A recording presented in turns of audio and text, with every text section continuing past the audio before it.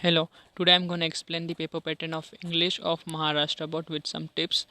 So, in question number 1, you will be having the passage for 12 marks. First, A1 will be the global understanding, means आपको यहाँ पे true और false पूछा जाएगा, theme पूछा जाएगा, ऑर्डर ऑफ अकरेंस पूछा जाएगा, कंप्लीट द सेंटेंस पूछा जाएगा, या तो पिक आउट बोला बोला जाएगा।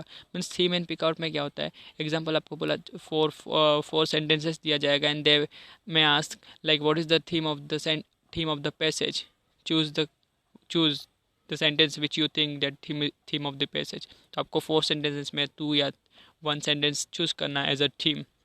वही पिक आउट में क्या होता है कि आपको कुछ मीन सेंटेंस दिए जाएंगे और बोलेंगे कि इसमें नरेटर और राइटर का इंटेंशन क्या है और पैसेज ने किसके ऊपर फोकस किया है। So it will be the pick out and theme. उसमें आपको पहले से आंसर दिया जाएगा but you have to choose the correct one. So A1 will be very easy. Now A2 will be the complex factual, means यहाँ पे थोड़ा आपको हार्ड लगेगा but it is also easy.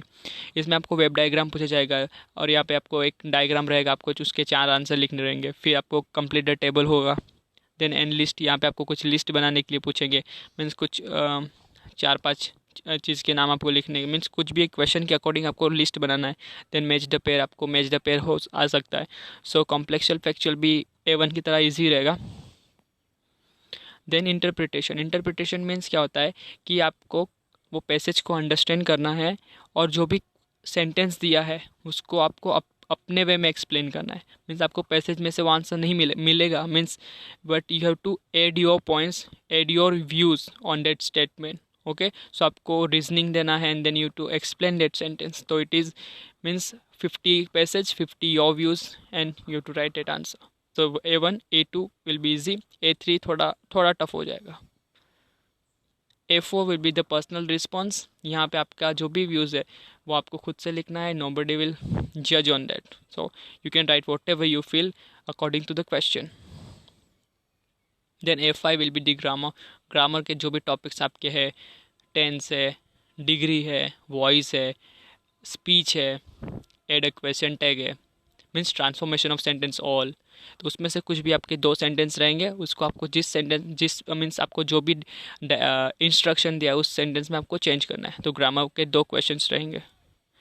Then A6 will be the vocabulary में आपको क्या क्या पूछा जाएगा, मीनिंग पूछा जाएगा कोई वर्ड्स का, या तो एंटोनियम्स होगा या तो सिनोनियम्स होगा।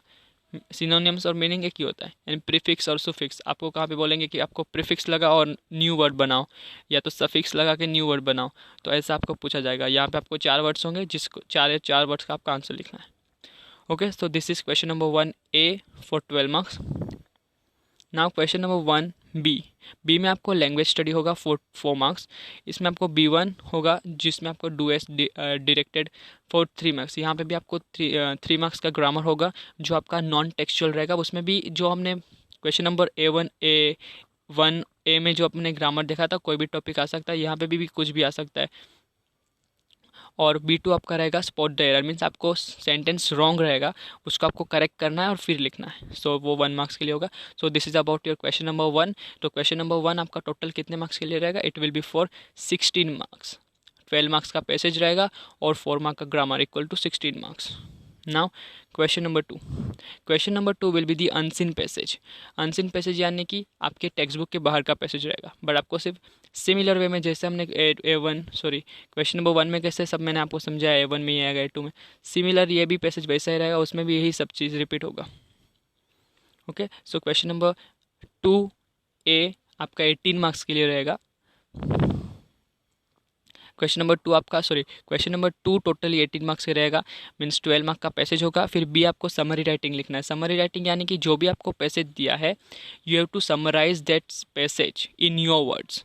आपको वही पैसेज को अपने वे में लिखना है और आपको टाइटल भी देना है। पहले आपको टाइटल देना है और फिर आपको समराइज करना है। उसमें अगर आपको बहुत डिफिकल्ट लगता है तो आप वो वही पैसेज में से सेंटेंसेस को लिखो, बट ऐसे वे में लिखो कि वो पूरा समराइज हो जाए वो पैसेज।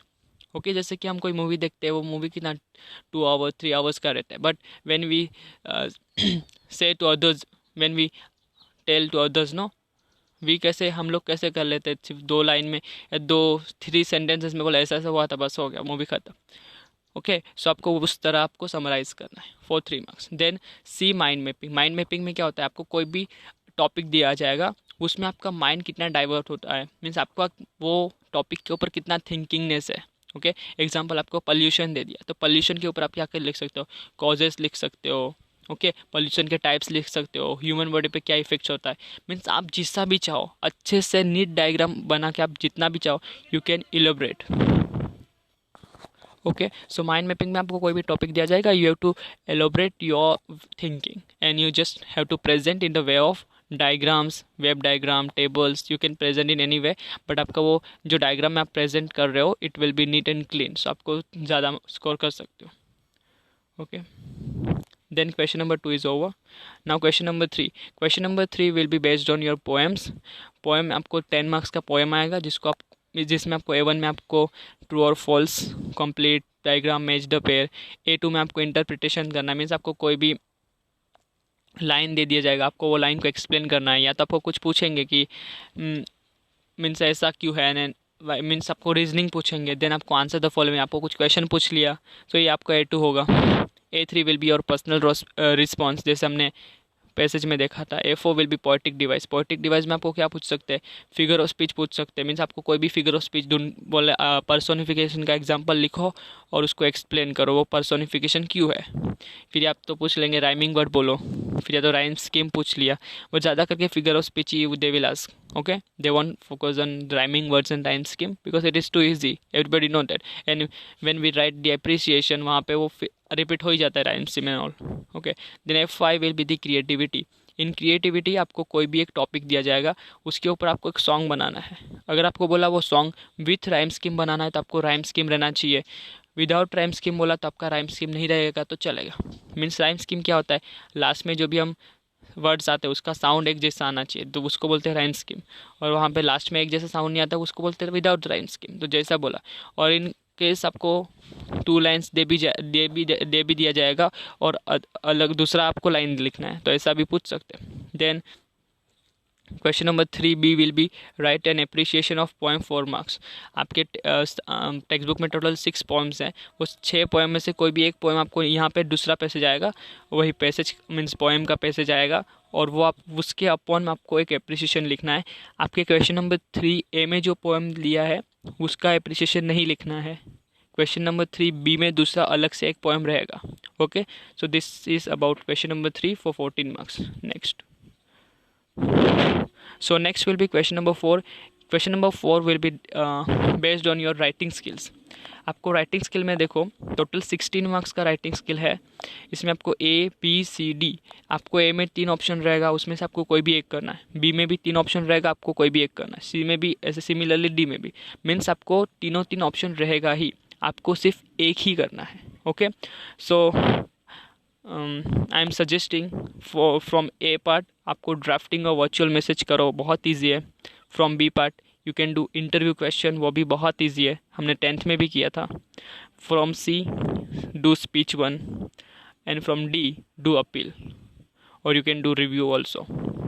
बट जो मैंने रेड मार्कर से हाईलाइट किया है वही करो, बहुत ईजी होगा। Okay, so this is about question number 4, और मैं राइटिंग स्किल का वीडियो भी डालूंगा, वो आप देख लेना, तो आपको पता चलेगा कि how easy it is. Okay, how much easy it is very easy. Now question number 5. Question number 5 will be based on your history of novel. Question number 5 में आपको A, B, C, D 4 question रहेगा, 4 mark each. और question number 5A में आपको objective type question रहेगा। B, C और D में आपको क्वेश्चन पढ़ना रहेगा, मीन्स आपको बड़े बड़े क्वेश्चन पूछेंगे, आपको अपने वे में लिखना है। ओके, सो इसके आंसर आपको पढ़ना रहेगा, आपको पैसेज नहीं दिया जाएगा, आपको खुद से लिखना है। ओके, जैसे हम हिस्ट्री साइंस में कैसे करते थे, खुद से पढ़ के जाते थे और फिर आंसर लिखते थे, वहाँ पे हमें पैसेज नहीं दिया जाता था। सो सिमिलर वे में हिस्ट्री ऑफ नॉवेल में आपको पैसेज नहीं होगा, आपको खुद से आंसर पढ़ना है और लिखना है। यहाँ पे फुल भी स्कोर कर सकते हो, बिकॉज आपको पैसेज में से आंसर नहीं मिलती, आप सबका प्रॉब्लम है। बट यहाँ पे ऐसा आप बोल भी नहीं सकते कि हमें आंसर नहीं मिलता, because here there will no passage is given. Okay, so thank you.